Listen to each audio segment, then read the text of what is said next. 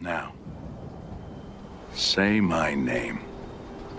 The Rolling Bad Podcast. You're goddamn right.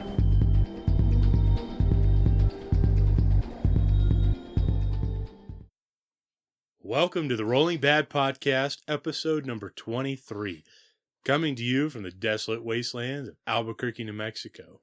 We're recording on April 21st, and I am your host, Elric Edge. And with me tonight are Bill Costello and James Tapia. Tonight's episode, we're going to discuss all our normal subjects, what we've been up to, what's been coming out, etc. As well as we're going to have an interview. Well, these two jokers had an interview with Boss Sauce from the Battleshock podcast. A great host, I might add. Yeah, sure. As well as we're going to dig into the Disciples of Tzeentch battle tome. We're going to do a page-by-page reading of the entirety of the Army book, starting with, the contents and the dedications, dates all the way to the very back of the book with the printed in the UK with a serial number. So stay tuned. It's going to be riveting stuff. Mm-hmm. What else do you want to do for 7 hours on a Friday night? Yeah. Let's do a show. Okay, let's do.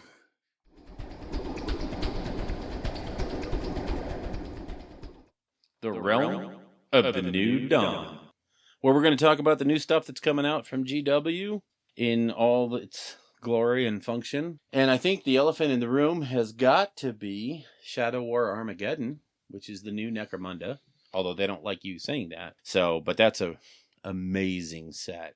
I mean, it's just... Oh, with all the terrain. The terrain. Yeah, I mean, it comes with orcs and scouts. Yay. I'm sure somebody's building them, but I guarantee you there's a lot of bits boxes now that have a lot of scouts and a lot of orcs. Simply because the game allows you to use almost any army that you already have painted. But the big draw in that box is the terrain. And the game is fun, too. Don't get me wrong. It's a blast. I was out there, and Ben and Lee were playing it last weekend, and we're going to start the league up on Saturday. Nice. Next Saturday, yeah. Yeah, that's I think that's one of the coolest things is it uses the existing 40K lines. Yep. As opposed to I know a lot of people probably miss their Hiver gangs and all that stuff, but I think using like a squad of, Pathfinders or scouts or whatever. Your Gene Stealers, and you can use basically any army that you probably already have. You already have a Shadow War force. Yeah. So that's the big draw of it. And I mean, that thing sold out in hours, and they're going into, oh my God, we got to reprint it. They're going to turn out a book. Yeah. So that everybody can have the rules. They've already turned out the terrain, so everybody's going to be able to play it, even if they don't re-release the box set. But the box set is a huge savings for buying the terrain, because the terrain by itself is what, $175? Something like that. So, or 50, and 75. Yeah, so and with the box being $125, that's a huge saving right there. So, plus the two squads in it. And the book and all and that, yeah. The markers and the tokens, which, easily replaceable, but yeah, it's a great deal. Yeah, the other thing I was going to talk about in New Dawn was a little bit of, I know on April 18th, Games Workshop put out a thing about the April White Dwarf not having reached anybody yet. I believe in my email to customer service, I made mention of the fact that there's a guy in Zimbabwe that's reading the White Dwarf before I am as a subscriber, and that was kind of disheartening. Yeah, it's like, I know they're going through hassles and they got a major problem, but we're recording on the 21st and I still don't have my April White Dwarf, and I am sad. The one with the Quadrant Overlords on the cover, right? Oh, are they coming out? See, I don't know. I don't have a White Dwarf. Wow, that's big news. Have you ever heard of this thing called the Internet? They have that? Yeah, Al Gore made it. Yeah, I mean, I know it's a picky little thing, but it's just, with all the other great things that GW is doing, I just can't see how this supply chain for White Dwarf can be so bad. I know they're getting hosed on their agreements, but wow, this is bad. Right. So that should be about it for New Dawn, right? Hashtag first world problems. Yeah, exactly. I don't have my new cool magazine that I also subscribe to digitally, so shut up. Yeah. Yeah, exactly. So that was it for New Dawn, right? I don't know. Oh, wait, yeah, there was something else. Not really. I mean, we've talked about the Overlords for quite a while. They're just now slowly kind of sorting, Dribbling kind of out. sort of starting to trickle Yeah. out to handfuls of special people in the community. Not bitter. Hashtag not bitter. Yeah, eventually they'll be in the hands of everyone. Mhm. But, trickle down models here. Is that what we're dealing with now? They're the Reaganomics dwarves. Yeah, that's pretty much it. Yeah, I'm kind of interested to see what the new releases for Caradron's going to be. What the pre-orders are going to be. What units are going to come out. I haven't seen that yet. So as of this recording, the stuff that comes out tomorrow is the Arcanaut Company, the Navigator, I want to say, and then the Frigate. And the book and the cards. Yeah. And then next week is like the gunboat and a character, one of the characters, I think, and then everything else. All the big stuff's going to come out the next week. Yeah. I know by that time they should have stock back in. I think they said May, so probably everything will be pretty smooth. After that. Hopefully.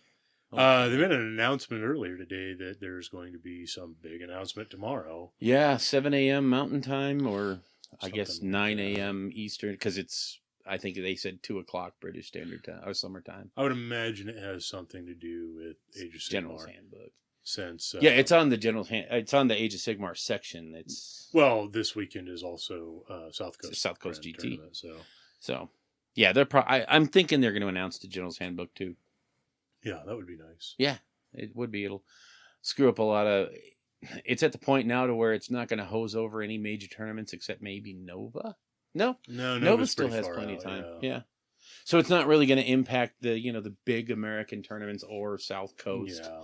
And there's going to be enough time for people to get used to it. I don't anticipate any major changes anyways. Not in gameplay or anything. I think points are going to be adjusted here and there, and they'll probably get rid of stacking abilities. Sure. Things like that. Definitely. Maybe. I mean, they've been putting the wording into them to make them not stackable anymore. Yeah. For a lot of the major offenders. But stuff like blood secrators and stuff. Yeah. Like that. You can't. Now you can't do it anymore. You can't. Okay. It says because if you look at the wording, they're clearly different. From the original War Scroll. What about Lantern Bro from Stormcast? Can you still stack? You can still stack those. Okay. But I mean, his is like a 12-inch range or something like that. So it's not. Yeah, but it's big. Yeah. I don't know. I just can't think of too many other things off the top of my head that are big offenders that they haven't fixed already. I imagine they'll just make it a universal. Yeah. Nice little blanket.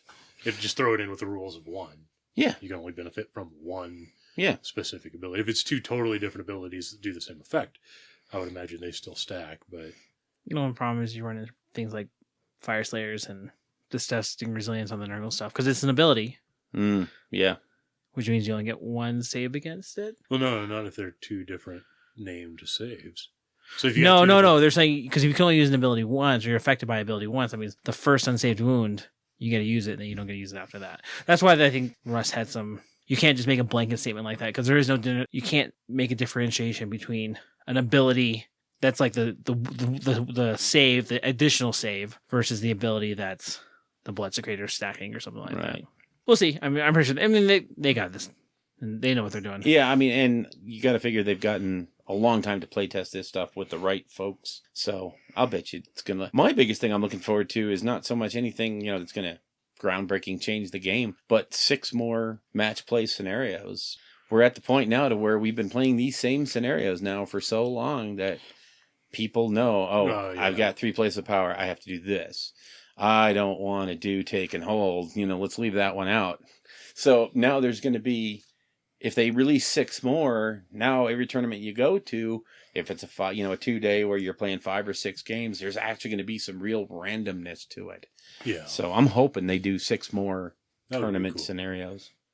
It would also be cool to see a Path to Glory chart put out for the older armies. Yeah. To kind of catch them up. That would be fun. I know. I feel so bad. I believe Hoobie Hammer put out a thing. God, if I got that wrong, I feel so terrible. There is a Path to Glory chart for all existing armies. So wow. yeah, and he even went back and did like one for the Fire Slayers because theirs was so whack compared to some of the others. If Path to Glory is your thing, that exists. That's cool. Because that's such a cool system, and it. Oh man. Yeah, I like it. Yeah, I like the concept behind it. But that's about it for the new stuff. I mean, really. Yeah. The elephant in the room is Carriage on Overlords, and people have pretty much hashed that stuff, so there's no real point in us going over the not until individual we have models. the book in hand, Yeah. and we can really get a feel for what the army actually does. Yeah. Okay, so let's move on. The Realm of Creation, where we talk about what these two jokers have been up to for the last couple of weeks. Is that better, Bill? I can work with that. All right. So, in my case, I finished the Ruins of Osgiliath, got those ready for the table. I like the grass on them. Yeah, I had fun doing that one. I like the rock look myself, that, kind of whitewashed red rock look. Yeah. So, kind of harkens back. It's not the complete white that you would see in Lord of the Rings, where it was pale white. But I didn't want that because it was going to be Sigmar as well. And I also, way back when, I had primed up my Skyfires and my Shaman, and I had to strip them and reprime them because I had thinned down my primer too much and it was starting to peel. So I screwed up. How did you thin down your primer too much? Well, I was using the Vallejo surface primers. I thin them down a little bit to spray them out of the airbrush. But there's a point that you can reach thinning them down where they no longer adhere to the plastic. I believe what I had done was I got called away for a little bit while I was in the middle. I had mixed up the primer in a cup with the thinner, and I hadn't overdone it at that point. Then I poured it into the airbrush and put a little more thinner in it and stirred it up, and that's when I went over the top. Because half of what I painted was fine. The Zangors, they're fine. They don't scratch at all. Yeah. But I could just run my finger along the Skyfires and the primer would come off. Yeah, they had to be redone. But it was my own fault. My own stupid fault. The takeout from that is don't thin your primers too much in an airbrush. Other than that, I don't think I did anything else. James? Let's see. I just did more pinks and blues and brimstones. More horrors. Yeah, I did 30 more blues and 30 more brimstones. Fun. Yeah, we have a 40K tournament coming up, and I plan on all that summon is for free. Yep. Yeah. So I'm gonna spam the board with it. I think I'm gonna have like 20. We're doing 1,500 points, and I start off with like 20 power dice or 20 psychic dice or whatever it is. Wow. On top of my roll. Holy Fun. Yeah. Fun. 40K mentality. You just take one thing, and you spam it out. Yeah. Yep. I mean, Brimstone's at like 30 or 40 points a pop for a unit of 10. That's a level 1 psyker. My God. And they fulfill your, what do they call it in that one? Troop. They fulfill your troop choices. Are they subjective, objective secured? It depends on how you build your army. Right. If you take them in a CAD, they are. Okay. If you take them in a formation, they're not. But I've already lost interest. I wanted to care. Come on, 8th edition. Yes. Come on. so I've been putting together. The extra blues help because I changed my list around, which we'll hear about in battle.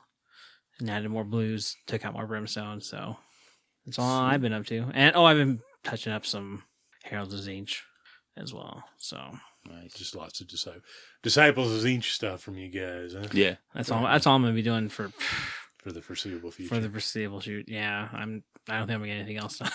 What if the rumor engine picks that we've been seeing is some kind of new elf army? Do you think you'd be interested in? Maybe. I was never an elf person. Even though you had all 3 elf armies? So what happened with that was I was never an elf person. Elves became really filthy. Yeah. And I picked up a whole bunch of elves. Oh, okay. Ah. So let me rephrase that. If the rumor engine pictures are the new elves and they drop and they're really disgusting, are you Yeah. Okay. And it's better than Sylvanath. Yeah. Fair enough. They fair won't enough. grow trees, they'll grow lakes that they can then sail across. And whatever. Yeah, whatever they're. Yeah. whatever their Some weird shtick's gonna be. pictures Yeah, I they've know. been showing. And the last one looked like a skaven tail.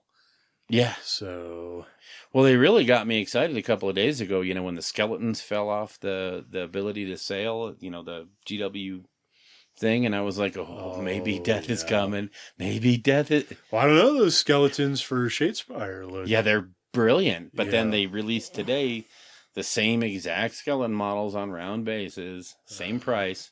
So I was like, well, yeah, my life just... Is it the Tomb King ones or the vampire ones? It's the vampire, the old skeletons. They look okay. They're fine, but... They're good. They're pretty. Yeah. They're a pretty good kit. Yeah, I mean, they're not compared to the bad. Tomb King skeletons, Yeah. But they're yeah, like- those are terrible. My head is as big as my entire torso. and I got big old fists that Yeah. Yeah. are holding tree trunks. Yeah. So I got excited, but then I got disappointed. We can't all be Caradron overlords. So that it for creation? Elric? No. Okay. Let's go to battle. What? Oh, did I do anything in the hobby? Is that what you were Creation. hinting at there, Yes. Bill? Yes. No. Okay. No, I didn't. Okay. So my mocking was absolutely warranted. Yeah. Yeah. Okay. Moving on.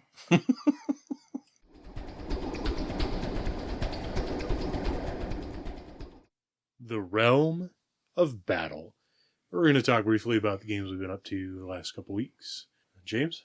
So last week I played friend of the show Ryan. He came down from Durango. For Yeah, didn't tell anybody. hashtag. Oh, he told Didn't say everyone. anything. He just kind of showed up and. No, he made plans. Oh no, that's right. The Friday night he was there. Yeah, Yeah. he It was was the doing time- hashtag 12 hours of AOS. Yeah. Yeah. Which turned into just 2 games of Two games that of- kicked in. It looked so fun. yeah. So he was playing his new Bloodbound, the Blades of Corn. Yeah. Trying out that new book. I'm digging it. It's it's a pretty good book. Yep. I like it. He was trying not to tailor his list for mine. He's still trying to go with an overall An all-comers. all-comers list. He did lean a little heavy towards the anti-magic since I was playing Zinch, but Yeah. Well, he's going to see a lot of Zinch at Broadside Bash, I Yeah, would imagine. Zinch and So. stuff. yeah, I think the only Yeah. other argument we had was like if he does against Stormcast, then it's too wasted, Yeah. or the Overlord or something like that. Yeah. It's two wasted items, kind of. Yeah. Yeah, there won't be any overlords. at Well, Broadside yeah, or Bash. BC mixed destruction. It's another kind of. Yeah. You just stop the.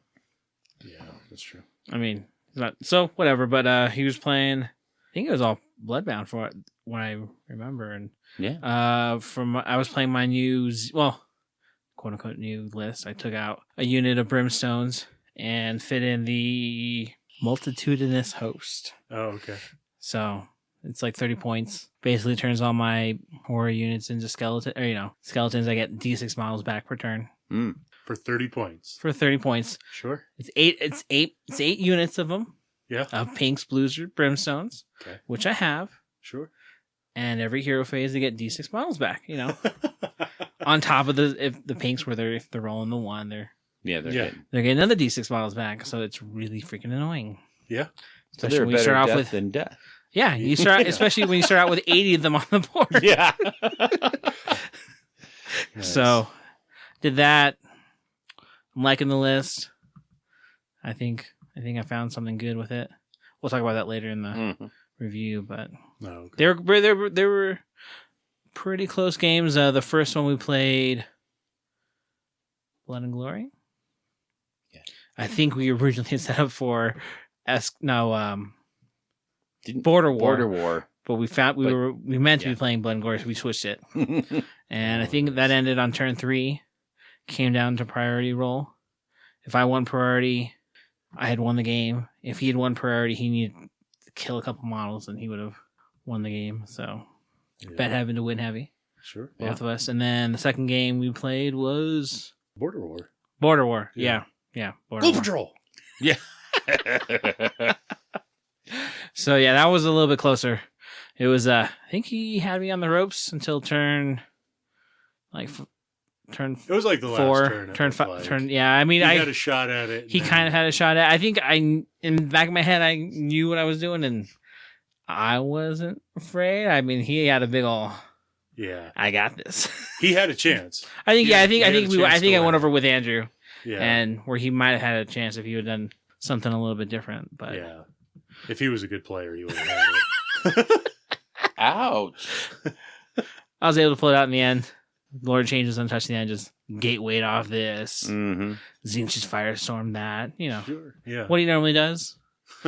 The voodoo that we do so well. Yeah. I'm going to channel some spells to do with the flamers that are still alive and kill some reavers that are on the back of the board. That kind of stuff. Yep. So, yeah, pretty good games. Really fun. Get to play someone different. It's Yeah. always awesome. Yeah. Yeah, I went out of town to meet up with some folks for other stuff and ended up getting into a teaching game with a guy who knew me and knew I was doing a podcast and had picked up the Age of Sigmar original box set and really, really wanted to figure out if miniature gaming was his thing. So in the week leading up to my going, he built up the whole box. I told him, don't worry about painting it if you don't want to, but he put some base coat on everything so you could tell who was who. And we went through I don't know if you remember, but in the Age of Sigmar box, there was like a group of scenarios that led you up to playing the full thing. So yeah, we did that over the course of an afternoon, showing him what the mechanics were and how things worked, and actually got into the point of, how do you take casualties when you're taking casualties? What's the best way to do it? Don't just pick 3 guys and take them off the board. There's a method to taking people off. And then we played one big everything in the box against everything in the box. And the shoe was on the other foot this time because I was playing Khorne. And when I always played those scenarios with people around here before, I was always playing the Stormcast. And it always seemed to come down to Korgus Cole with his reality splitting or, his instant death freaking axe hitting me in the head and, oh, look, a 6. Oh, look at that. It's over. Pull the pano. And yeah, exactly. So, but this time I was the Khorne Bloodbound guy and I felt so bad because, the whole thing was leading up to this last game. We're going to play a big game. It's going to take a while and we're going to have some fun. And Tapa turn 2 rushed in there with Korgus Cole. Looked at the Celestin on the Dracoth and said, see ya. Nice. Actually, just because it was, a learning game, said, nah, we're not even going to play that. Don't worry about it. Just take a mortal wound. So we kept going. But I was like that. I finally got to do that. That was fun. Maybe that's really his only shot, though. Yeah. Because otherwise, Vandus or, the Celestin we'll just smashes whoop him the crap off. out of him. Yeah. It actually turned out to be a pretty interesting game. He had a better grasp of it than I thought. It came down to, I think we stopped it at turn 4. He just didn't have enough stuff left. But yeah, he got into it, and I got an email from him this morning, actually, and he went down to the game store and he picked up 2 more getting started Stormcast boxes. So nice. I think he's hooked.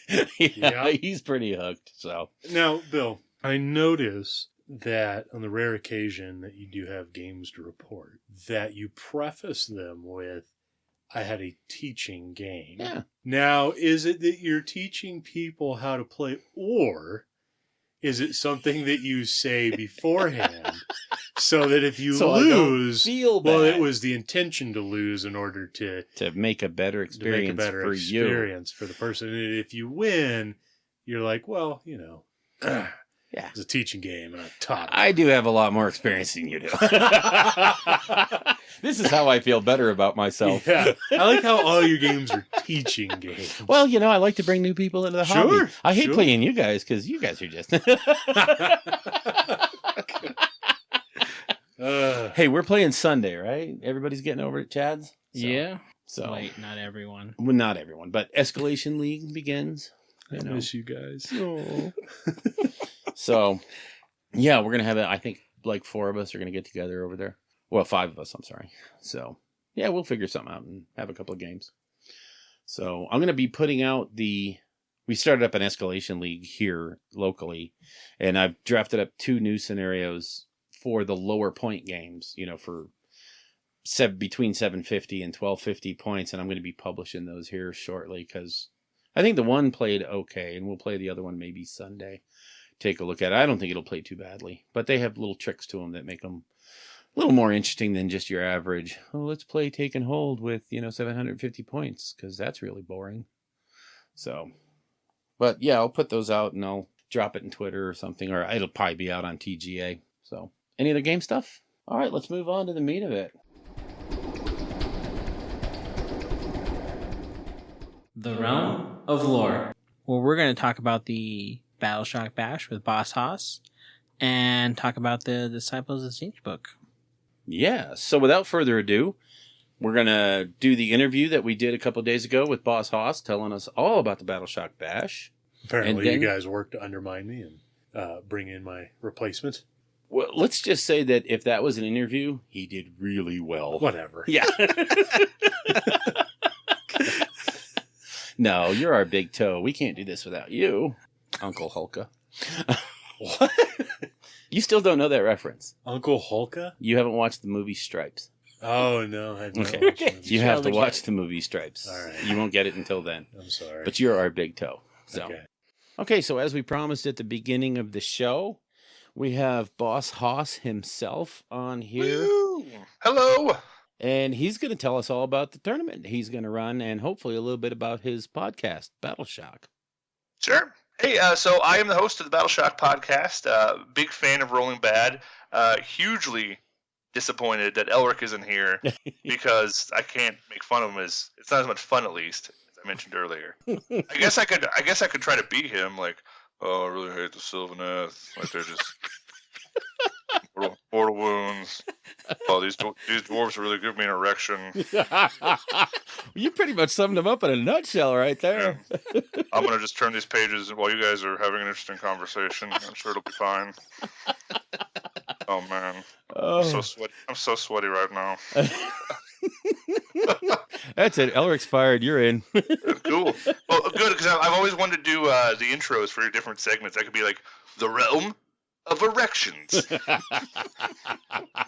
So yeah, I host Battleshock, and I'm hosting the Battleshock Bash here in St. Louis, June 23rd through 25th.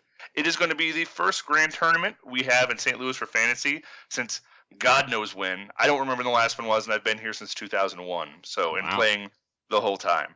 There probably was one that I just didn't hear about, like probably back in like 2005. But man, who cares, right? So by my rule, it's been forever. So we're bringing it back, and we're going to make our mark on the map and bring some great Age of Sigmar gaming to the central Midwest. So because the northern Midwest gets all the love.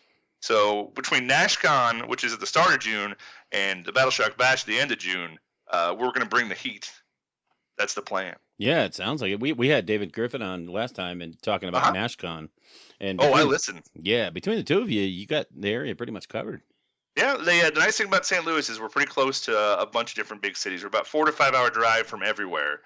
Indianapolis, KC, Chicago, Nashville. So if any of those places, obviously Chicago has tons of gaming, but like if KC, if Indianapolis, or I saw Domus posting maybe a GT in Peoria, Illinois, sometime in July, like we might get like an actual scene down here, and that would just be crazy. Yeah, so, you could have a circuit going. That'd be fun. That's what I've actually meant to contact Dave. I keep mentioning this on various podcasts, but never actually do any effort to directly contact him about like, hey, maybe we should put our heads together about growing together some sort of circuit in the future. But maybe he'll hear this and he'll just call me. You know, it's not really passive aggressivism. It's kind of passive stalking. Like, I don't know what you'd call that. Well, I know they had a circuit down there at one point. I forget what it was called, but I know it was a couple GTs, so that'd be pretty cool to get back on track like that. Yeah, I agree. I'm open for anything that promotes awesome fun. That's all I want is awesome fun times. So the Battleshock Bash will be a 2,000-point tournament. We're doing match play, of course, 5 rounds. It's going to be there's going to have a 500-point sidebar. I always say sidebar. Sideboard. I like sideboards, especially when you do them during deployment. Where you bring 2,500 if you want, and you deploy 2,000. I think it brings back the early days of the SCGT rules before the General's Handbook. A little nod to them. So I think that's going to be fun and exciting. I'm going to use a South Coast GT tournament packet this year too. Oh wow! Since nobody else around here seems to be running it, so I figure it'll be something a little bit different. They have 6 rounds. We're only going to do 5, so I'm going to cut out the Silver Tower and maybe modify a few other things a little bit depending on the feedback from when it happens. So my tournament pack should be out within the next month or so. But that is pretty much it. We cannot talk today, which is bad for podcasting. But we do it all the time. Yeah, but me too, but I just edit it out. Or just stop and record. Best part of being a solo podcast is I'm beholden to nobody. I'm like, oh, that sucks. I'll put it out anyway. It usually sucks.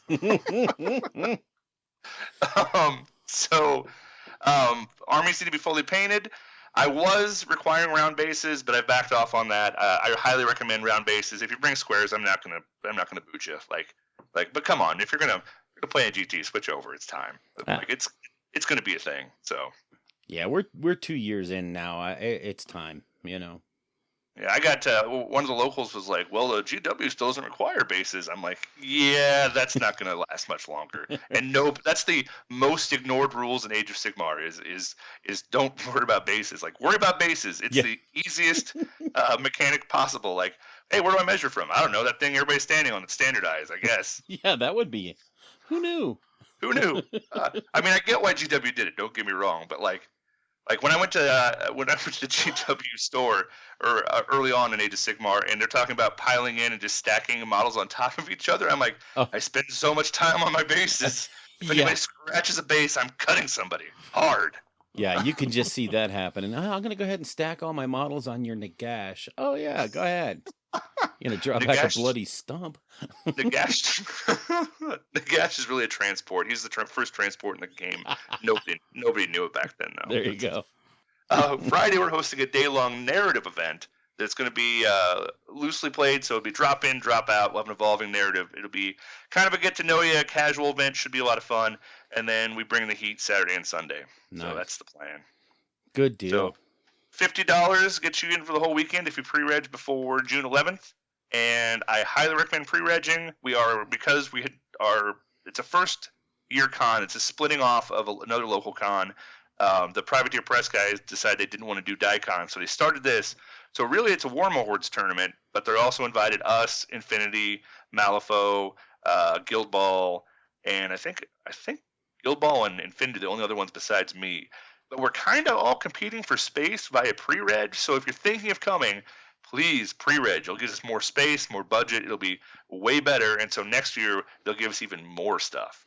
So please, if you're thinking of coming, $50 pre-reg, get down to St. Louis. I guarantee you $50 worth of entertainment, at least. Yeah, I'm sure of that. I wish I could get out there, but that's right smack in the middle of my trip, so unfortunate. I'm going for work, so it's not nearly as much fun. Yeah, but they probably pay for it, which is way more fun. It's a good point. Yeah, it's an all expense paid trip. Yeah, you'll make that work for you, I'm sure. Oh yeah. So anyway, I wanted to ask a quick question. Scoring for the Saturday Sunday tournament. How are you doing that? No, it's not straight battle. I'm completely with you guys, as I think most American tournament goers are, at least the people who aren't on the West Coast, that this hobby, and fantasy especially, has always been about the entire hobby as a whole. So you need to reward what you want to celebrate and encourage. So the scoring will be based on both the actual battle points, of course, and then also the hobby painting and sports. And I still haven't decided. There's always controversies about sports, and everybody's coming up with their own systems, and I just like to steal from the best. So I'm kind of waiting to see which one looks the best before I go forward here. So. But yeah, it's going to be a combined score. There will be, of course, a battle point champion, the best general, but the grand champion will be the one who embraces all aspects of the hobby, like Captain Planet, and just puts it all together. I love it. That's what I want to hear. Should be a good time. Like I said, we're a pretty fun crew down here in St. Louis, and there's lots of stuff to do down here if you don't want to play the whole time. The riots are not currently happening, so that's a good thing. So you're fine. Well, there goes my Saturday night. Thanks. Oddly enough, a lot of people who come to St. Louis well, hey, I want to see where the riots were. Like, really? That's what you want to see? There's so much better stuff. Why see the whatever? Like, that's just weird to me. But I guess I live here, so yeah. What you gonna do? Exactly. Do you have any questions about the tournament, James? Am I intimidating you? No, on your face? Well, I heard about this all on your podcast. So I was like, I've already heard it all once. Yeah. Yeah, like, well, I was on Scrubby and Wells last night, and now you also in my podcast. So, like, in like a 2-week period, it's going to be an assault of the same information. That will help people remember. That's the whole goal, right? Like, Yeah. go out and pre-register. Like, I'll be in your dreams. Yeah. Exactly. We'll probably be doing the same thing when Rolling Bad Rumble gets a little bit closer. Yeah. Sure. Yeah. And when it does, I'll be happy to host you on my show to pimp it, so we can do the same thing. Just have an assault. There we go. I like that. All fronts. Yeah. And we could have multiple realms of erection. It'll be great. I will put all the information about your con in the show notes and how to get a hold of you. Thanks, Bill. I appreciate it. Hey, Thanks for having me on. That's what I'm here for, man. Booyah. And with that, we thank you for coming on and hawking it, and we hope to talk to you just a little bit after it so you can tell us how it went. It was an honor, gentlemen. I had a great time. I just didn't like playing against Sylvaneth, and I didn't like getting slow played by Bill while I was on this cast today. Elric, shut up. And that's not going to the bloopers. Oh, I'm gonna get in so much trouble. It's gonna be great. Yeah, but we live for it, so. What's you gonna do? Send a mean tweet? All right, Haas. Take care of yourself, man. And You good guys luck too. with the show. Thank you so much. Bye. So once again, thanks to Boss Haas for being on the show and telling us all about the Battleshock Bash that's going to happen. If you're in that area, please give him the support and get registered because, as he said, they're doling out space by how many pre-registrations they have. So if you really think you might be able to get out there, pre-register so that he can maximize the space he has available for the Age of Sigmar games. And with that, we should probably move on to sort of a new thing we're going to do. We've always threatened to do this, but never really did it. We started threatening when Beastclaw Raiders came out, and we've got it now. We're going to kind of do a sort of something on the order of what the independent characters do with their Show of Force episodes. We're going to kind of do the same thing with the battle tomes. We're going to start with Disciples of Tzeentch because that's a current book. And what we're going to do is we're going to cover some of the models in the range that we like, some of the War Scrolls in the range that we like, and then do kind of a quick overview about what's good in the book, what's not so good in the book, what makes it fun to play, and why someone might want to pick up this army and play it. We're going to start off by looking at the models. So, James, what are your favorite models in the range? I think one of my favorite ones is the Exalted Flamer. Mm. I've always liked the Flamers, but then the Exalted Flamer just cranks it up to 11 there. That is a really good looking model, and the way you paint, yeah, it's going to look good. Yeah, so that's kind of cool with all the Warp Flame and everything else. Mm-hmm. Taking that. And then my other one would have to be the new Lord of Change. Oh, yeah. Yeah, that's one of the ones I put on my list, too. The new Lord of Change is, it's one of those things where you look at what Games Workshop does and you look at what everyone else does and you go, they're not even in the same league. So. Yeah, not even Forge World. Yeah, it's that model and the fact that it's a dual purpose, it could be Kairos or the Lord of Change. And the way you've done it, it can be both because you magnetized the heck out of it. Well, in fact, you can make multiple Lords of Change that Mhm. look different. Yeah, Yep. exactly. Without heavy conversion. Yeah. And it also gives me hope after looking at the, the new Bloodthirster and then the new Lord of Change. If they do end up getting around to Nurgle, which kind of looks like with Death Guard being released for Mhm. 40K and possibly Mortarion, if they do get around to redoing a Great Unclean one, Yeah. I think we could get something that's a real treat. That's not just a big green pile of camel. Burn. So Yeah. Yeah, can you imagine with all the fluff in the original trilogy of or quadrilogy of books, Nurgle played such a big part in all of those books and, Blow Brought Spume and all that stuff. Yeah. They had so many great named Nurgle characters that they're just going to knock that one out of the park. Sure. Eric, what are the models you like in the book? Well, I was going to approach this a little differently than you guys. Of course, yeah, because, you can't be part of the team. So, I mean, the little bit of work that you guys put into it, I'm going to throw all that out the window. And instead, if you are willing to open your books to page 22 and read along with me, we're going to do a page-by-page review, like I said. No, I'm just kidding. So, me. I wanted to be different because while the new Lord of Change is a phenomenal model, I am a huge fan of both the Kyrok Acolytes and the Zangors. I thought the Acolytes are just a really cool take on, they're like the Marauders for Tzeentch in the way that Blood Reavers are. Yeah. Kind of like the new Marauders for Khorne. Yeah.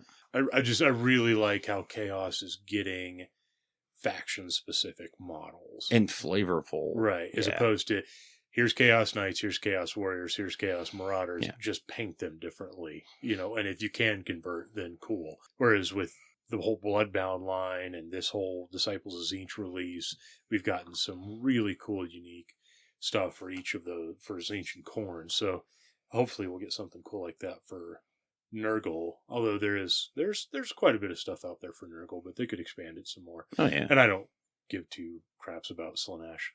Hopefully the elves snuff that one out. Anyways, and then the Zangors I really like because, way back when I first got into fantasy, Pestigors and Khorngors were a thing, and I thought those were really cool. Mm-hmm. And it was a shame to see those go away, and actually kind of see Beastmen as a whole kind of fade away as a Well, yeah, they're the whipping boys of chaos now. Yeah, if they're even mentioned. So yeah, to see Zangors be released and be such badass looking models, and the fact that they're really good also is really cool. I like that. Yeah, and same thing with the Skyfires. I'm not a big. I think the Skyfires are maybe a little much, but it's still really cool. They're great models for sure. They're gorgeous. So actually, man, pretty much everything new that came out for Tzeentch is, it's a smorgasbord of awesome. Yeah. I was going to say, my only other model choice in that whole range that's different from yours is the Changeling. To me is, I love that model. Wow, is it cool. I mean, it just captures that whole feeling of what the Changeling is. Yeah, the model range is very, very nice. So now we're going to move on to the War Scrolls that we like out of the book. Once again, James, you wanna start that off? So I know everyone's talking about all the new Zangors and Skyfire Shaman. Yeah, Acolyte stuff. So, but from what I've seen, everyone who's playing Tzeentch is doing more towards the Arcanite side. Arcanite, yeah. But I have been having pretty good luck with the demons. So I think my two favorite out of there are going to have to be the Eternal Conflagration, which is the big formation thing that has formations inside. I know some people have just automatically just looked at it and said, "Oh, you have to take units of flamers to fulfill the unit requirements." Which at 3 of them for 200 points, they're a little bit overpriced. But if you look at it from just a fresh view of like what models are actually in there, Exalted Flamers are in there. And at 120 points apiece, they're basically 2 flamers put together. So at 100, so that puts them like at 60 instead of the 65, 70 points that the other ones are. Right. So at that rate, they're a little bit. I think they're priced a little bit better. Yeah. I mean, and I think people overlook it because they don't have 6 Exalted Flamers just hanging around. Yeah. Yeah. Unless you're this guy that was spamming them for 40k. Yeah, I'm liking that one. That War Scroll basically does 2 things. It lets you channel any of the Lord of Change's spells through the Flamers, which you might just overlook really quickly, but in my games I've been finding really great utility for that. Like I said earlier, when we were playing my game with Ryan, it's like we were playing second to last turn or last turn. He had his objective in the back, and I needed to get a unit of 10 Reavers off. I'll just channel my gateway through one of my Flamers that's alive. Mm-hmm. That's 9 dead Reavers. Yeah. And then that's what the other formation does. And then the other thing I think is really cool is it makes all the Flamers in the formation -1 to shoot, -1 to hit, which I think with the new shooting meta makes them a little bit more survivable. Yeah, exactly. I mean, they're still not tanks, but every little bit helps them, I think.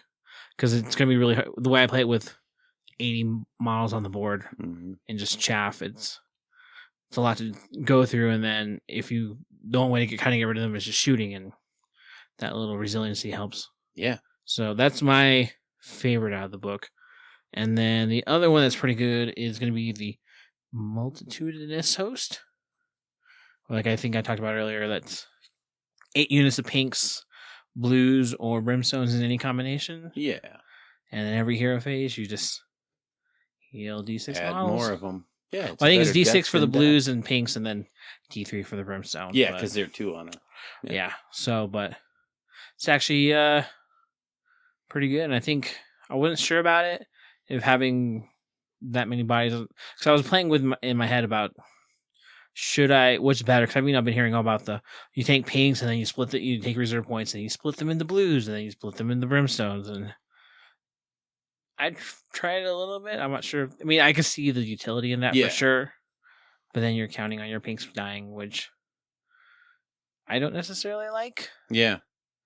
I mean, they don't do a lot with their shooting attack, but it is a wizard, Yeah. which does a spell, which is kicking out mortal wounds or healing a demon unit or doing something like that. Well, So. and in the numbers you're taking them, it doesn't make as much sense for you to wait for them to die to bring the rest on.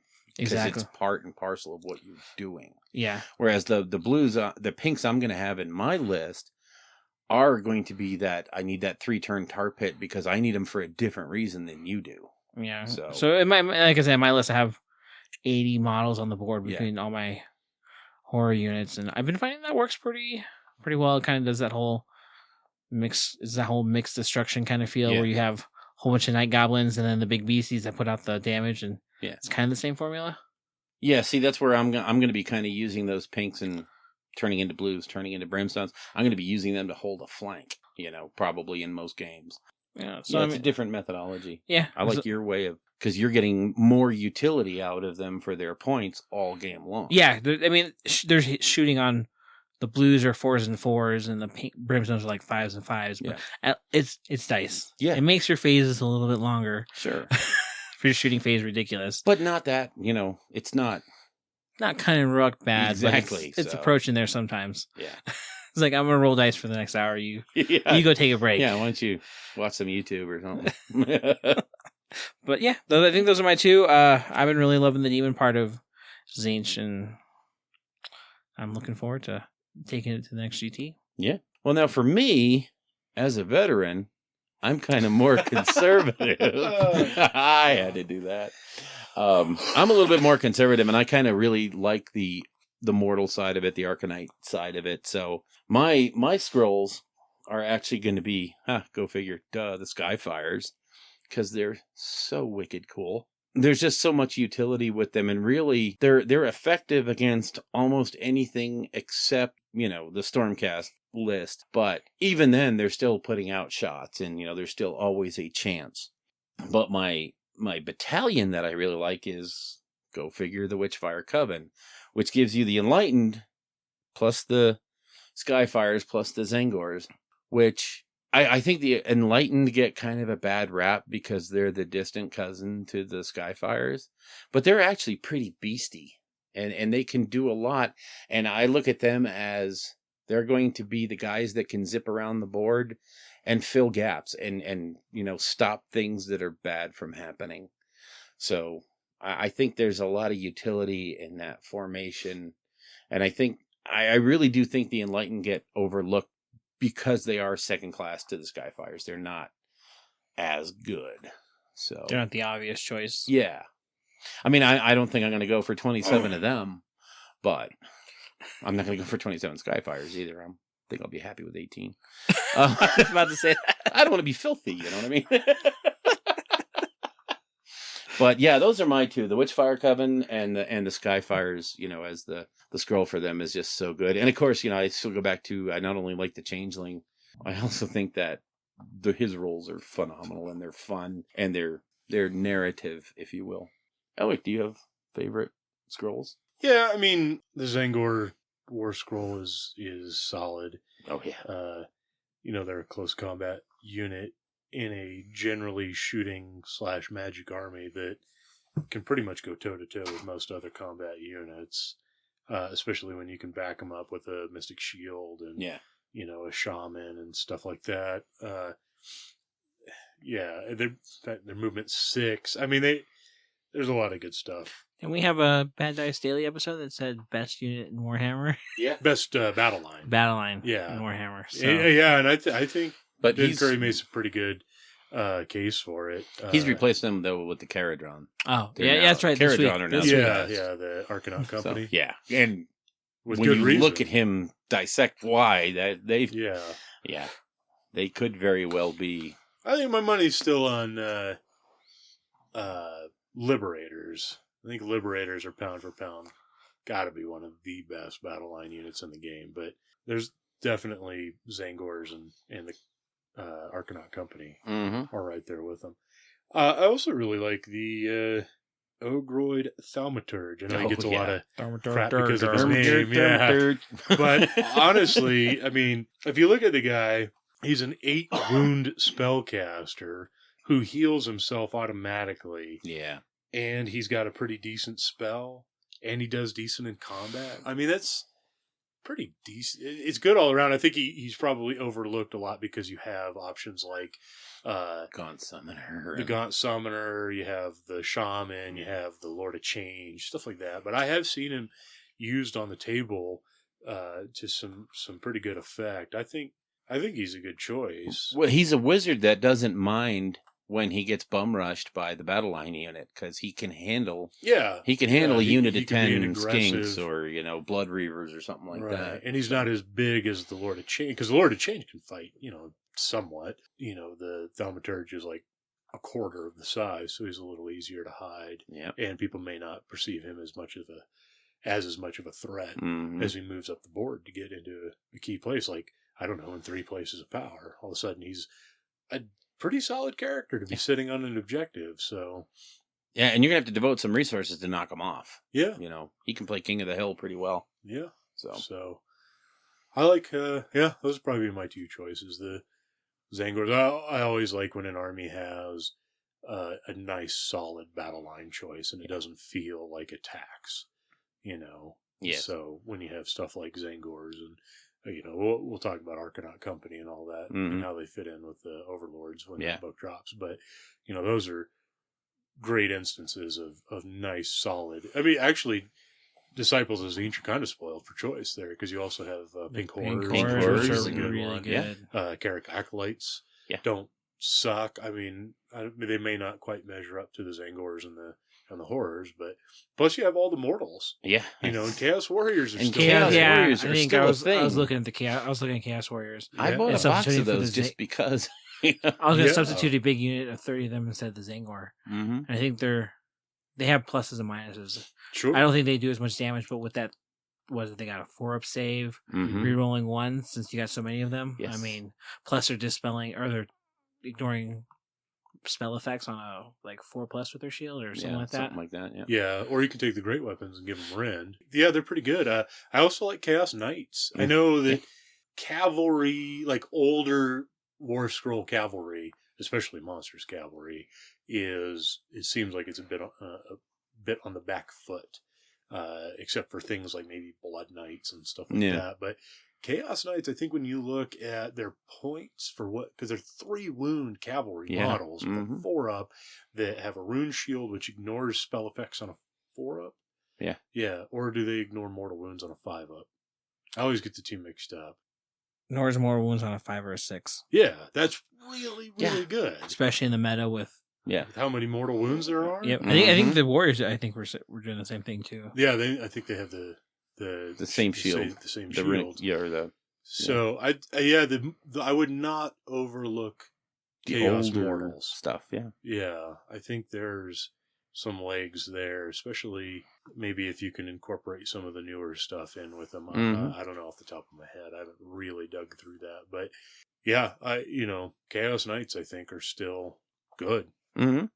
5 of them is 15 wounds on a 4-up. I know they don't have the Rend really, which I know a lot of people is kind of like a make or break for a unit anymore, but I still think they're good. Mm-hmm.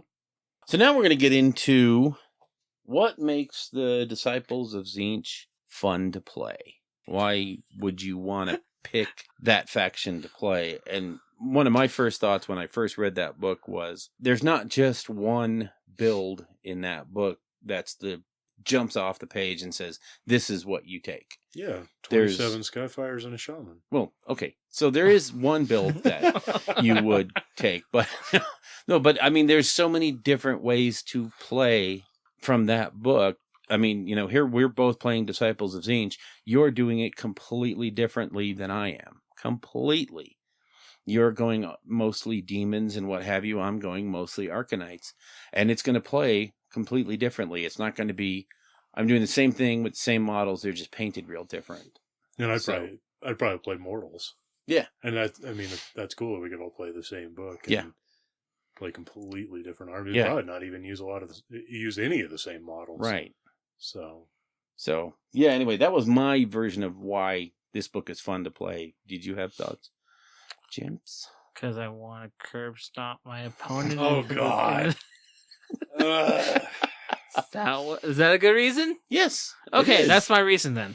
yeah, Okay, because that is a perfectly we haven't valid spent the style last of play. 11 months trying to convince people that not anything but that. You're a 40K player.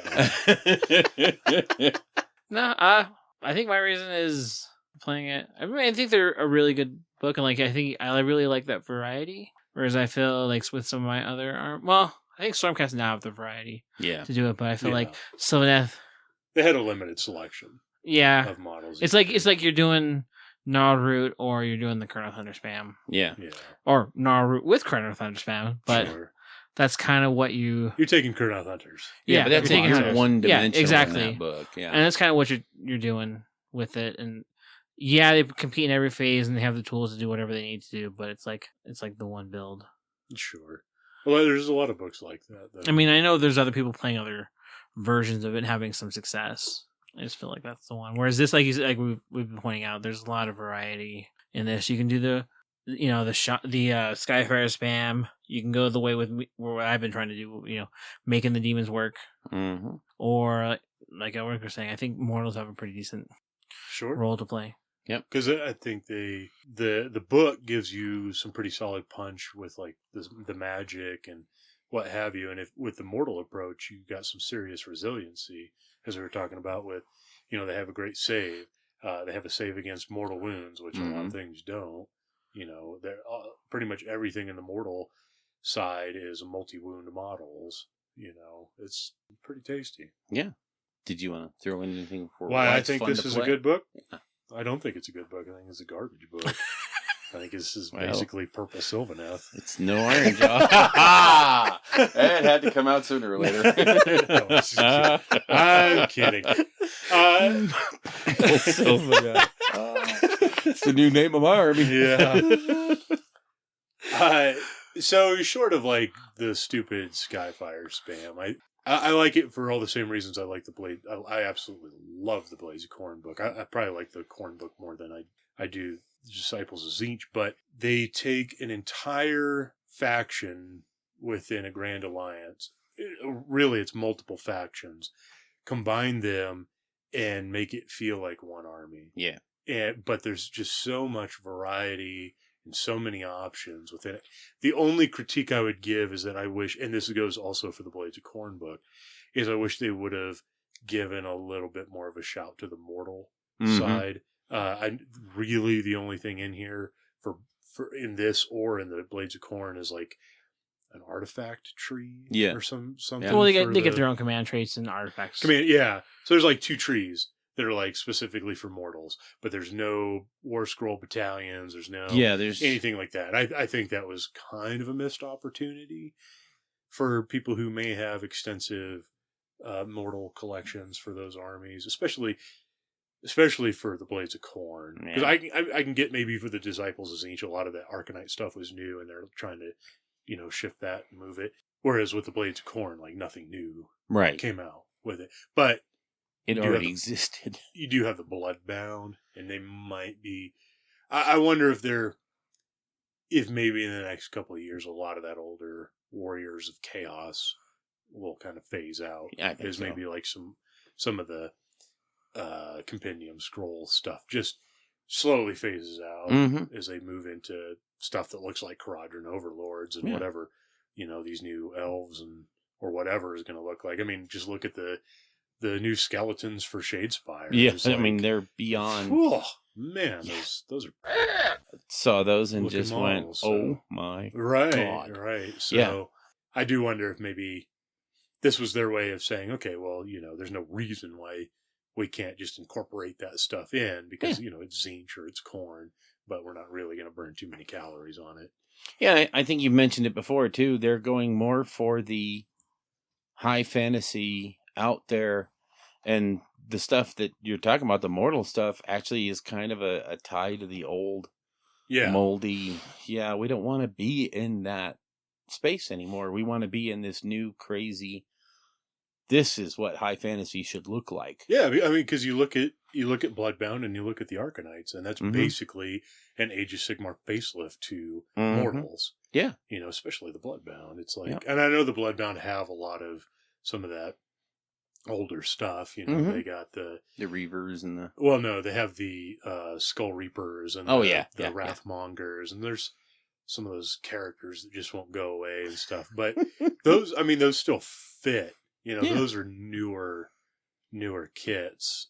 Whereas like that tried and true, what is it, 6th edition Chaos Warrior and 6th edition Chaos Knight and like 2nd edition Chaos Marauder or whatever, those are some old models. I don't know. They sort of pale now. Yeah. Definitely. Yeah. Definitely. So. Last question here would be, why would someone want to play Disciples of Zinch? So, Elric, why would someone want to pick up this book and play that army? And if you say all the reasons we just mentioned. So I would go with all the reasons we just mentioned. Yeah.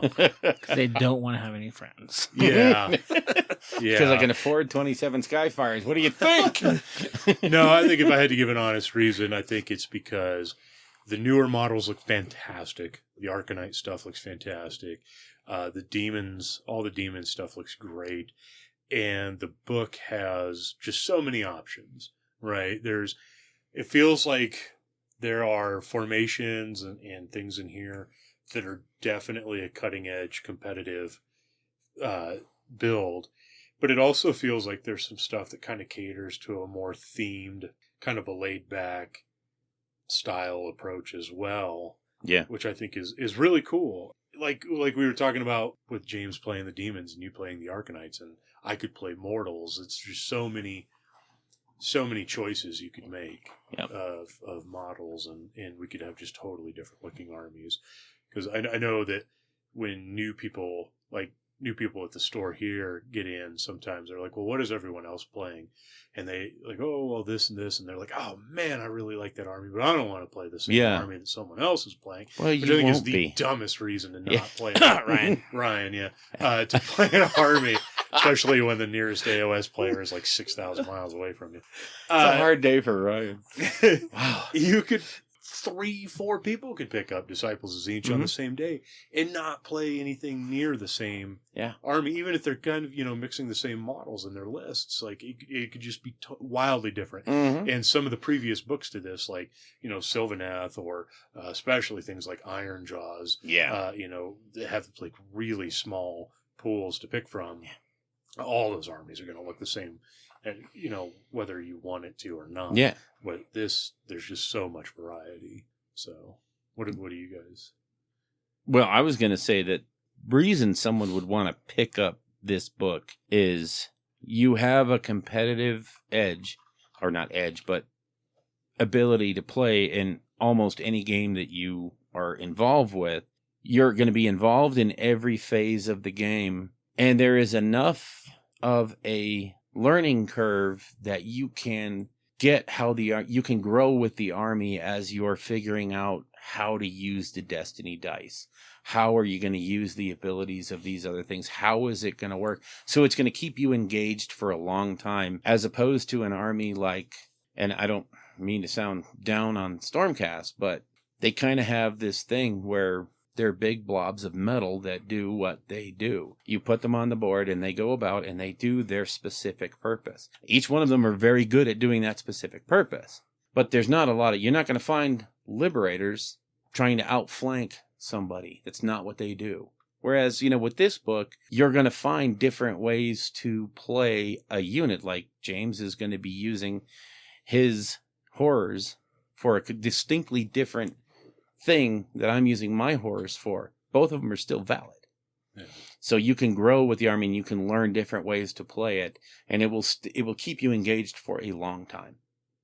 Well, Bill, you're horribly wrong, and allow me to explain why. Well, as a veteran, let me just tell you, Snowflake. So I totally get what you're saying about Disciples of Tzeentch. Mm-hmm. And I think that is a great selling point for an army to be able to compete, to be able to play in all phases. Mm-hmm. So I think a better comparison, because I think Stormcast do that as well. Well, I'm not saying that they don't. I mean, probably didn't. I think a better comparison would be like Iron Jaws. Well, yeah, because Iron Jaws don't really have shooting. They don't have a lot of magic. They just run forward and punch. They just and the game can get plod into you. And you can play that aspect. You could go with a lot of Zengors or Mortals and stuff like that, and have a nice, strong base punch combat army. And then with still staying with Disciples of Tzeentch, you could drop a few of those units and add, horrors or acolytes or the Skyfires and play a more shooting army. Or you could take like James's approach and incorporate a lot more demons and get a lot more magic. Yeah. And you're still staying all within Disciples of Tzeentch. Yeah. And with the same army, you're being able to play in every phase of the game. Yeah. And that's always just more fun and engaging is when you have an army that requires you to always be paying attention to the table and what's going on. Whereas there's a lot of armies, it's like, okay, well, it's the charge phase. I charge and then I fight and then I go. Yeah, I'm kind of done. Find a sandwich because I don't do anything else. Yeah, that can get a little boring. Yeah. So you were right, but wrong. But right about being wrong and wrong about being right. Right? Wrong? No. Wrong. Yeah. Okay. No. James, you're wrong. Save the expert here. So why would someone want to play? Because they're really, really good, and I can smash my opponent off the table and make them look stupid and wonder why they're playing this game. And as long as my army can do that, it's cool. Yep. So if it's Disciples of Sylvaneth or whatever I need, Purple Sylvaneth, or if the new elves go pew pew, and as long as it's not Kharadron Overlords, huh? I will never pick those. What guys if they're up. the most bent? Like, I know we've pretty much gotten everything, but what if there's like that one little tidbit that nobody's dropped yet? That one formation that's just like, if you take this, you basically shut Age of Sigmar down. I don't do stunties. My hate for them is even so. What if they were like, okay, well, you brought Kharadron, or you brought Disciples of Tzeentch? Well, let's not even play this game because you just lose. Oh, you brought Sylvaneth? Like, don't even bother putting your, because I just brought Overlords.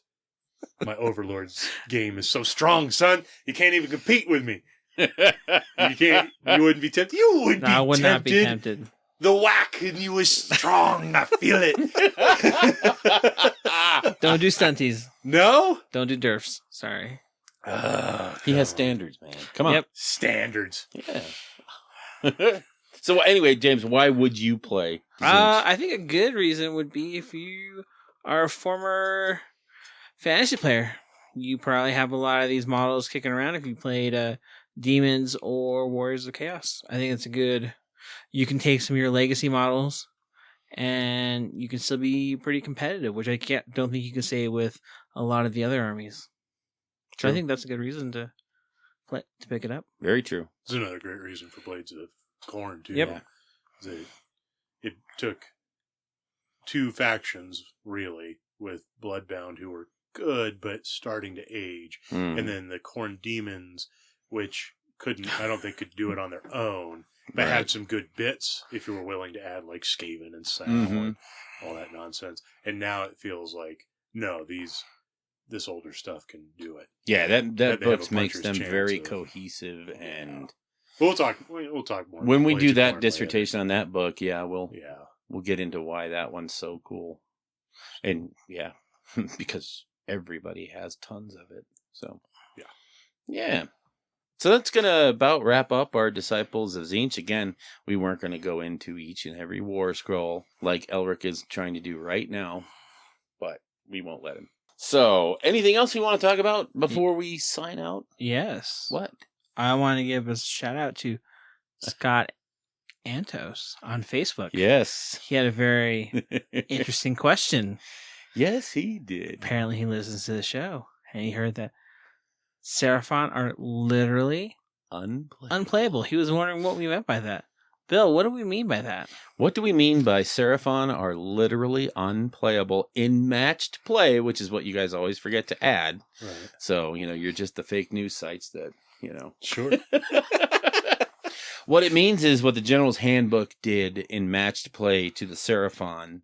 Seraphon are a fantastically fun army to play in narrative play because all of their stuff works really, really well. In matched play, with the rules of 1 and all the other things, since they're so based on magic, and if you read the book, they're completely based about magic, and that's all they do. You nerf that. You nerf I don't mean nerf summoning, but summoning works the way it does, which is very key to playing that army, and you add the cost of their units, where a lot of their costs are based on how powerful they are in a narrative game or on paper, and you end up with the ability to not really field a army that plays the way the fluff and the way the written stuff for Seraphon looks. What you end up playing with is a watered down version of what you've been reading through the entire battle tome, and they're just simply not fun in matched play. There are lists that can be competitive. You put 2 Bastiladons, you put 2, lasers out there, and it's going to wreck face and beat people up. And, it's doable, but almost everything is a hard counter to what you have. I think what I'm hearing is that if you don't know what you're doing, they're literally unplayable. Okay, so how many Seraphon lists have been at the Masters? How many have won tournaments that you know of? I mean, really, where have they been showing that they're so good or that they're so competitive that they're viable to take? I'm not going to mention any other podcasts like Heel and Hammer, just really big, where they kind of stopped playing them because why? They're not fun. I think they're pretty good. I just don't think we've seen any of the top players. I think people have moved play on. them. They're not an appealing army. For Okay. people that have been that have transitioned from Warhammer Fantasy to Age of Sigmar, I think it's been said by many people that they just don't fit in with Age of Sigmar. Yeah, I can believe their that fluff too. is not appealing. Yeah. And model-wise, I mean, there's some old stuff in that line that's really showing its age. They still look good. There's though, some I cool think. stuff. The big monsters are cool, Yeah. for sure. But there's some stuff in there. I don't know. I just don't think it's hard to look at a Seraphon army and then look at something like Disciples of Tzeentch and be like, oh man, I could play with all these single pose Saurus, or I could play with these Zangors and Lord of Change. Like, this, aesthetics aside, mechanically, we talked about this a little bit off air. I think they're still a viable army. I just don't think you have to separate yourself from that 8th edition or from previous Warhammer Fantasy mentality of it. They are not a magic army anymore. Right. Right, which is crazy to say that when you have the Slann. Because which that's is like, all they do. Yeah, right. And then they're, like you were saying, Yeah. with the fluff, Yeah. you have this toad that floats around, who apparently licked his own and is hallucinating armies into existence, and that doesn't translate to it the doesn't tabletop work in any way, shape, or form. Whereas I think if you took a combat-focused Objective grabbing army Yeah. that has some shooting backup with Bastiladons and stuff like that, I think it's viable. The Saurus Guard are incredibly powerful. They're a fantastic unit. Skinks are a great amazing. battle line unit. I mean, because I can think of half a dozen ways where you set them up. Yeah. You have you put them on this. You put them on the 6-inch Mhm. line of that objective. You're claiming that objective. Your opponent comes in and charges you. And they're not within 6. Yeah. You retreat out, but you can still retreat where you're still within range of that objective, and you still have it. And there's no way for them to grab it. And they are a great battle line unit because they're cheap. And as long as you're not looking for them to go out and wreck face, because they're not going to do that, they're incredibly effective at what they do. Which we're playing an objective game, so I think they're still...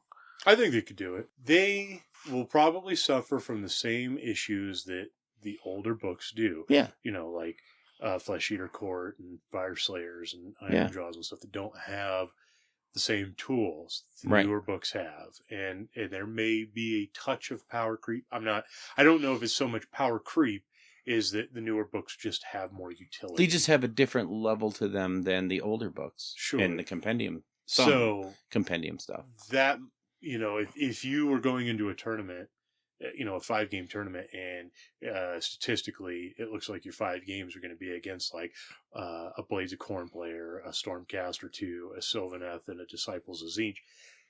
Yeah, you're probably going to be punching from your back foot, and that's not a great place to be.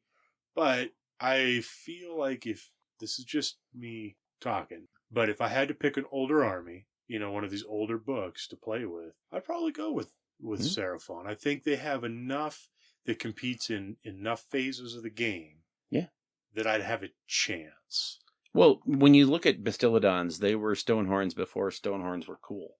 Because they were having the wounds and all that stuff. They're very durable. They can they also last the ignore whole Ren, game. so they were Morghuls before. Before it was a everyone cool had a thing to be. Morgul. So they have all the disassociated tools. It's just there's no way to tie it together and make it really... And again, like I said, when you get them in narrative play, they're probably one of the top tier armies because of the things that they can do. Yeah. And when they're just bringing in unit after unit of skink and if you have enough stuff, you could be bringing in stuff for days because those sorcerers the Slan do some serious business. Sure. And they get nuts. But their handicap comes when you tell these guys that the guy that can normally cast 3 spells, but he's designed to basically spam 1 spell, and he can't do that anymore. Yeah. What's the point of spending 300 points for a guy who's no better than the 100-point sorcerer? Yeah, that's what I'm... So just compound my point. Yeah, and that's where it is if they were pointed to where you didn't have to worry so much about, or you could field what you normally would field in a narrative game, it might be a little more competitive. And I think they have all the tools to be competitive. It's just tying it all together and making it work in match play. They lack a synergy. Yeah. Which is what the newer armies which just have. About everybody else has. Yeah. Again, excepting the pre-Sylvaneth. Yeah. And that's the whole thing is they're going to come out with a book one of these days that's going to pull that, either drop them completely or pull them together like all these other factions are getting. I don't worry that they're going to be no good forever. I think they might just be no good for the next year until they get to that book again. Sure. So, and then they'll become probably something really cool when they revamp it. I think we talked enough about an army that's literally unplayable. Yeah, because they're not worth it. Yeah. So, a couple shout outs. First of all, the San Diego guys have a new podcast out called We Slay Dragons. Yeah. It's the Age of Sigmar specific? Mm-hmm. Okay. Yep. So, yes. And events in the San Diego area. Right. So check that out. Definitely. Which leads into my second mention for the Broadside Bash. We've talked about it, but I want to give a quick shout out because the show is going to go out this weekend, a week before the Broadside Bash. Before Broadside Bash. Are in the San Diego area, so around April 28th, 29th, go to this event if you can. I know it's very late to give a shout out to it, but check it out. Also, there is the Coalescence one-day worldwide narrative event coming up on June 10th. So basically what it is going to be, it's a event that anybody can run, and everybody around the world will be running the same event, basically. Yeah. And it all ties in together. And so it's a really cool idea. GW is on board with it too, which is awesome. Yeah. And so if you wanted to get any information on that, it's all over the TGA. TGA, that's the one. Yep. So definitely check that out. Yeah.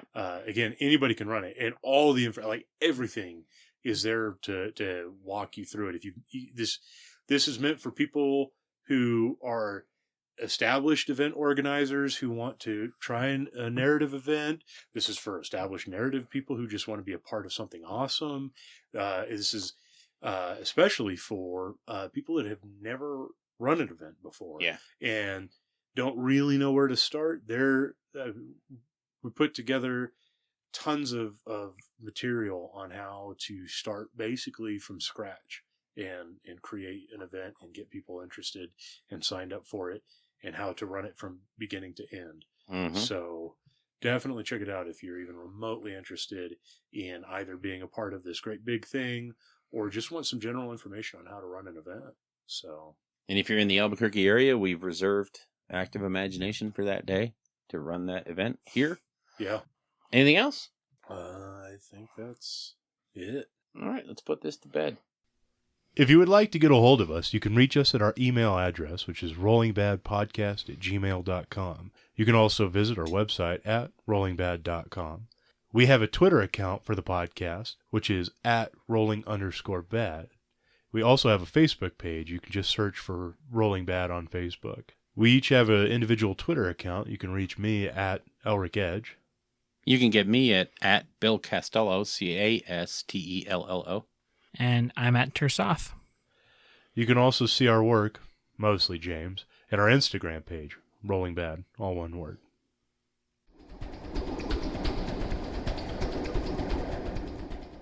Haas was so much better at this. I've got to listen to his impersonation of me. You'll love it.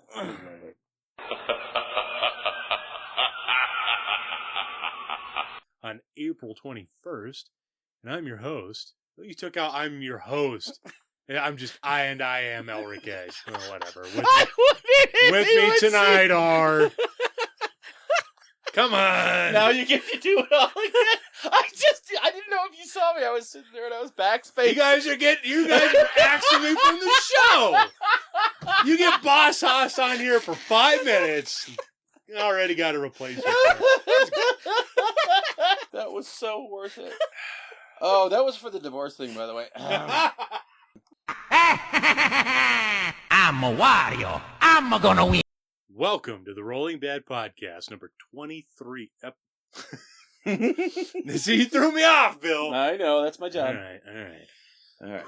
Lion face, lemon face, lion face. Oh my. I was about to start.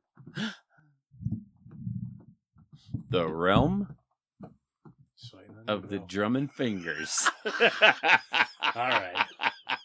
Well, excuse me, princess. The realm? Anytime, Bill, we need to get going. It's already getting kind of late. Where's Boss Haas when you need him? All right. Okay. Seriously now.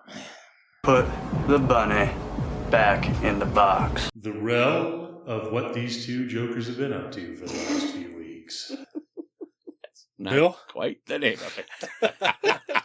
And it's going to be really hard to make that sound good. Oh, fair enough. Excellent. Boss Haas from the Battleshock podcast is putting on in the St. Louis area. So without further ado... Podcast? Huh? Did I say podcast? So it was like a podcast where you have pad thai? Yeah, that's what it is. Okay.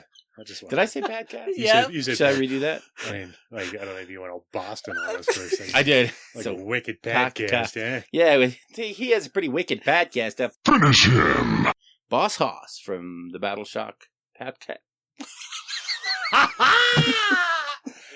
Podcast. Take another stab at it, OJ. This is what happens when you record at 9:30 on a Friday night. Yeah.